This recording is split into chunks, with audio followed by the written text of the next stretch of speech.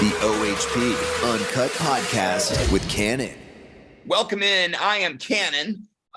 If you're new to the channel, well, now you know the first thing. My name is Kannon. That's spelled with a K. You can follow me on social at Kannon Radio.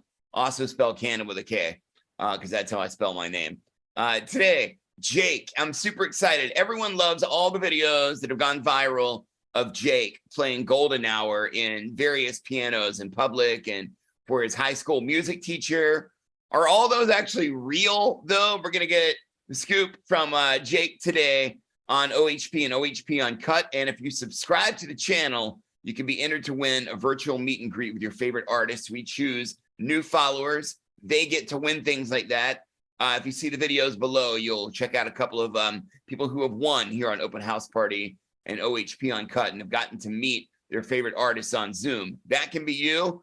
Click subscribe. It's Jake on OHP Uncut. The OHP Uncut Podcast with Kannon. How are you? Great. How are you? I'm good, brother. Where are you at today? I am in Rhode Island. Oh, and How why about are you in you? Rhode Island? I live here. Oh, you do live in Rhode Island. What part? Providence? Right near Providence. Okay, I lived in Providence for a little while. I worked at 92 Pro FM in Providence, where this show is a national show, and so I'm still on that radio station. We are now on that radio station. That's sick. Oh, amazing. I love it. Yeah. And I also worked at there was another little radio station called Fun 107. Have you ever heard of that one? I think so, yeah. It was in a strip mall. I didn't work there long, but it was in a strip mall in Fall River. That's where it was. Fall River. Okay. So for That's our sick. people in Providence, what are some of your Larry, favorite spots in Providence? Where do you go? Well, there's a number of solid restaurants. Always like to go to Thayer Street. That is kind of the vibe. Go get some Den, go get some Bajas. Yeah, when I'm in Providence, I usually hit Thayer Street. So is there the pressure that comes with a lot of artists when you start to blow up, like move to LA, move to New York, anything like that? Or yeah, for me, there was definitely some pressure. I felt, there's a lot of opportunities there, but I realized that just focusing on my music and my craft and, given that social media it can reach anywhere, I just realized, I don't think I need to move. And I spent a little bit of time in LA, but I realized very quickly that staying in Rhode Island, staying with my family and friends was going to be a better route for me. And so, plus it was lockdown. And so when I really first started getting into it, and so it just made sense for me to stay home. And I love it here. I don't want to leave. I think it's kind of cool the way the music industry's changed. You don't need to be in any of those places anymore. I mean, look at you blowing up. TikTok really fucking changed music in a way that none of us could have ever seen coming, Mm, I mean, it's absolutely. It started out as like, oh, here's some cute videos, but now it's like that's how artists break, and you can live in fucking Alaska and it doesn't matter anymore as long as your content is good and you're coming correct. It doesn't matter where you are. I think that's really cool. Absolutely, I agree. I love it. So, what gave you the idea to like start putting your mom on these TikToks? It's funny. It was lockdown. I didn't really have much to do outside of just being a songwriter. I was trying to write songs for other people. I was a producer, songwriter for a few years leading up to that. And I was just, trying to get my songs out there. And one day I was messing around in the studio and I had this idea to have my mom come in and make a beat on the spot. And I was like behind the scenes in between clips, I would be like, okay, press it with this rhythm. And she's a piano teacher, music teacher for elementary school. And so she ended up picking it up very quickly. And so I would make these beats. I would spend hours on them and then I'd simplify them and be like, okay, we're going to take this clip by clip and record it. And so I had that idea. And then I just had enough time for it during lockdown. My whole family was home and I was like, let's just try it. And it went crazy viral. I love that. And that must mean that your mom's been supportive of this career for as long as you can remember, huh? Yeah, no, she, is a longtime musician. I have a lot of family that does music and grew up just singing and playing instruments all the time. So, she's definitely excited for where things have gone. So you've known pretty much your whole life that this is what you're going to be doing, huh? It was funny. I was trying to figure out what I wanted to do. Even in school, I wasn't really sure. I had kind of pushed away the thought of music. I wasn't really passionate about it until I started writing and producing songs when I was 14. It was just kind of a thing that my family did that was kind of cringy to me to even think about doing. But how was it cringy? Because your family was doing it, and whatever your family does, it's like cringy? when your whole family is like very musical, it's just kind of like I don't like to, it just has this stigma in my head. Totally. Like, if your mom tries to do something cool, it makes you cringe out. That's just how it is. Yeah. And so that was my relationship to music growing up quite a bit. I definitely, grew up around music, so I had the ear for it, but I didn't like to practice. I didn't really want to do it for a career. But once I started writing songs and producing, I just, all those skills that I learned over the years just kind of came together, and it just made me super excited to get out there and start writing songs. And by the time I was 16, I quit my basketball team and I was writing all the time because it was my favorite thing. When did you start playing the piano? My mom started teaching me when I was 3 years old. Okay. And I was giving her a hard time, so she let me take lessons from someone else. And then I wanted to play a different instrument. I went to drums for a few years, and then I went to guitar for a few years. So I got like a base level knowledge in the different instruments. And piano just kind of stuck out a little bit now as the years have gone by. Like, I use piano more than any other instrument. There were a lot of listener questions that came in. Lily in Jersey said, if you weren't doing music, what would you do? Do you have any idea what you would do? Have you ever had a job not in music? Like my first job was at Chili's, and that sucked. Mm-hmm. Have you ever had a job like that? Yeah, no, I was a library at my college. I had first started off with teaching piano, guitar, drum lessons when I was I think I started when I was like 13, just teaching young kids. And then I just happened to be like at the college. I eventually dropped out, but there was a year there when I was a librarian. Fun fact. So. Oh, wow. Yeah. Didn't see much of a career in that, huh? Yeah, no, I'm not much of a book guy. I want to be, but I have such a hard time reading books.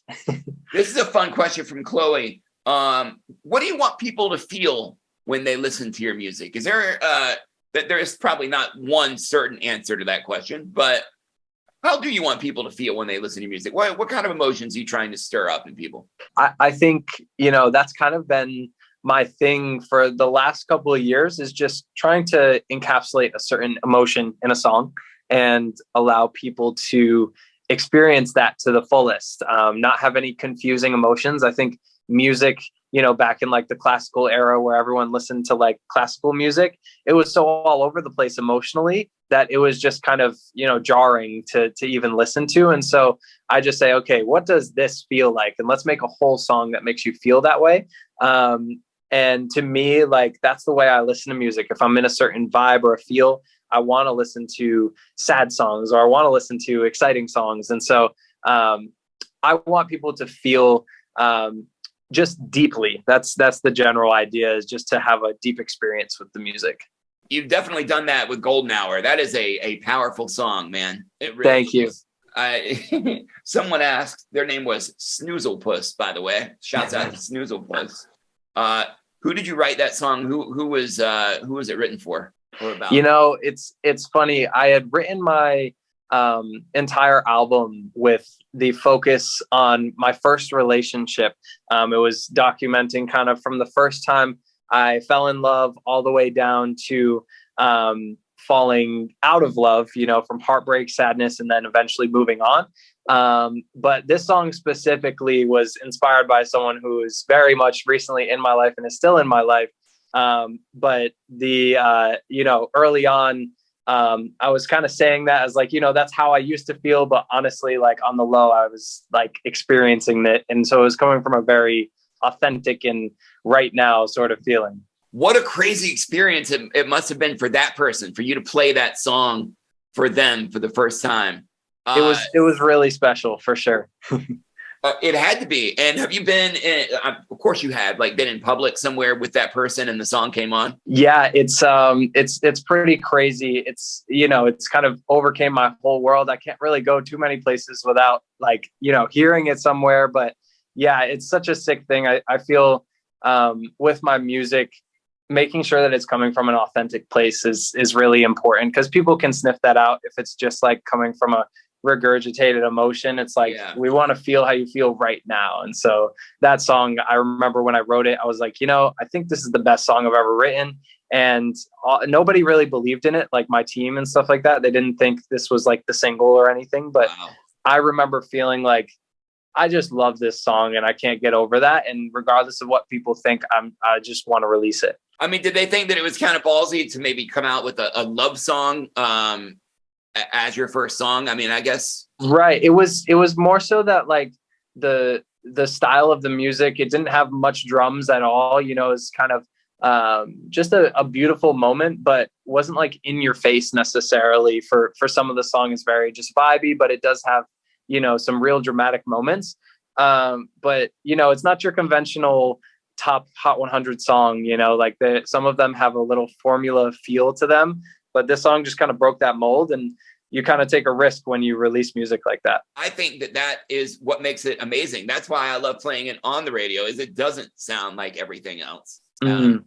Actually. Thank you. That's the selling point. I wonder if I want to look at your Instagram and ask them. I like doing a little deep dive. A couple of things that I noticed. Number one, I'm glad I'm not the only one that made this connection. Yes. Do you watch the show? Yes, I watched it, and I agree with everyone that the resemblance is pretty insane. It's kind of funny that I'm having this moment right now, and he's also having this moment with, having a record-breaking Netflix series. And I get it all the time. People are like, "Oh, that's Tyler from Wednesday." And then people were mistaking him for me, and people are saying, "Oh, you did such a great job acting." And it's the funniest thing. Did you do the Wednesday dance, by the way? Did you learn that? No, not yet. No. This was a special night for you, huh? Yes, it was. It was insane. Tell me about that night with Alicia Keys.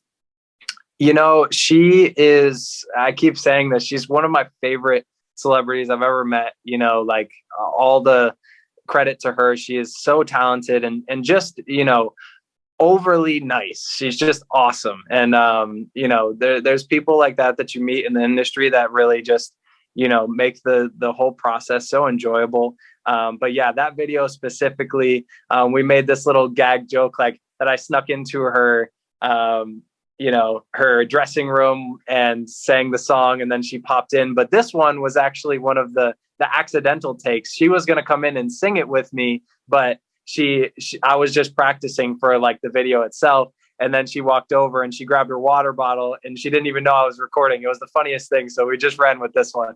Perfect. That's where the magic always happens, is when you least expect it. Exactly. What about this guy really blew my mind. Yes.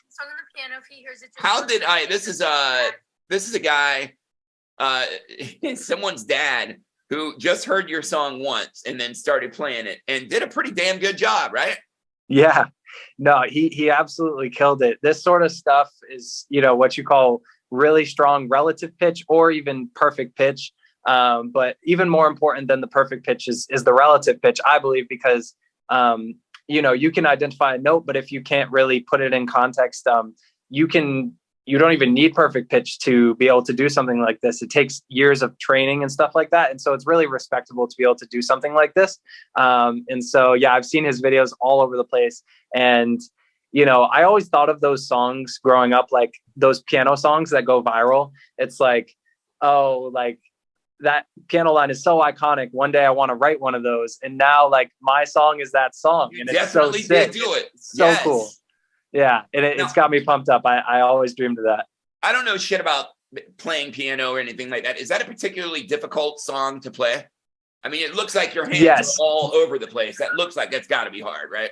Yeah, absolutely. It's funny, like, when I'm trying to play this song, it's so difficult because like the piano is so complicated, but I also want to sing well. And so it's been quite the challenge to really like, master both sides, because if you're focusing too much on one, the other might just get a little complicated. And so it's been interesting trying to perform this song. What about man, this one really, I think this might have been the first one I saw. Who's this that you're playing for here? Yes, this is my piano teacher. And I was just, it was such a sick moment. And this was kind of the one that really took Golden Hour to the moon. I was going back through my life and thinking like, what sort of cool moments could I have now that things are kind of moving on for me? And, who in my life do I want to pay respects to and really just, share this moment with? And this was one that was really sick to me. It was just such an amazing video to create, just reconnecting and playing the song. That video is my biggest video I've ever released, actually. Yeah, I mean, how many views does that have at this point? It's insane. I don't know. How did you arrange that, though? How did you arrange that with her? So it's funny, like, there's been, through this whole process, I've been trying to connect with people, even just the one up and to the right, you'll see like there's one of my younger students, stuff like that. And so I kind of just went through the old Rolodex, and like, it wasn't that long ago that I reached out to them, but, just being like, hey, I have a song, like I want to play it for you, sort of thing. And like we did a series of some of those videos of just people in my life who had a great impact on me. And so it was just really, really fun for me and really inspiring and exciting to be able to do that. Go a little deeper into this. Yeah. So I had announced here that I was dropping an album, but it was going to be my first and last album. And this is because I want to move into a new space. I will still be creating music. That is not what I was saying here. Some people were a little nervous about that. That's what I thought. Yeah. But I dropped this album, and I've yet to really say what's next for me. But I plan to really just think of music in a different way and release it differently, because I think times are changing, and I have a cool idea for how I want to release music in the future. So to me, it was just kind of like, hey, I really love how this album came out, and I feel like I'm moving on to new things. And so, that's my last album. So it's not like, okay, I'm going to go be an actor or something like that. You've got an idea of how you want to present music and share it with people in the future. And it's different than what's being done now. And you're not going to talk about that because you don't want someone to steal that shit. We'll keep it on the low. Yep. But soon, for sure. I love it, man. So what do you got planned for the rest of winter and the spring months ahead? It's exciting. I have a New York show and an LA show. We put up tickets twice. They sold out twice in both venues. So we're just really pumped up and excited just to get out there, start touring, just meeting people who have been affected by my music. I'm really excited for that. And it's been kind of madness recently, just keeping up with what Golden Hour has been doing. But I'm thankful, and I'm blessed to be where I am right now. Just it's all that I could really ask for. Well, we are gonna play Golden Hour because we do a lot. But thank you, man. When I have an artist like you on, I always like to try to branch off a little bit and ask if we're gonna play one more song by you that you feel like is an important representation of who you are and what you bring to the table.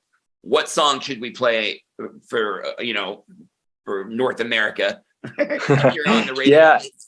Yeah, it's funny. I just so happened with Golden Hour, right at the end, there's this piano line, and some people were suspicious as to if it were intentional. It definitely was intentional. But right at the end of Golden Hour, there's this like kind of sad, it goes from happy and it randomly twists sad.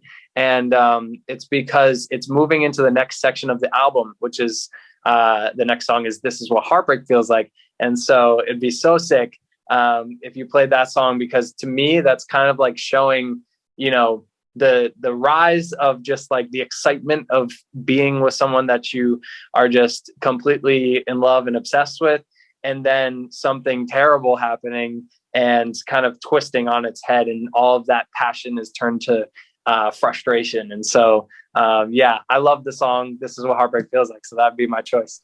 and there it is on Open House Party. We're going to play it right now. Jake, thank you for your time, man. Really appreciate you. It was good getting to know you a little bit. I can't wait to meet you in person. And shouts out to Providence. Hey, much love. Yeah, nice talking to you. The OHP Uncut Podcast with Kannon.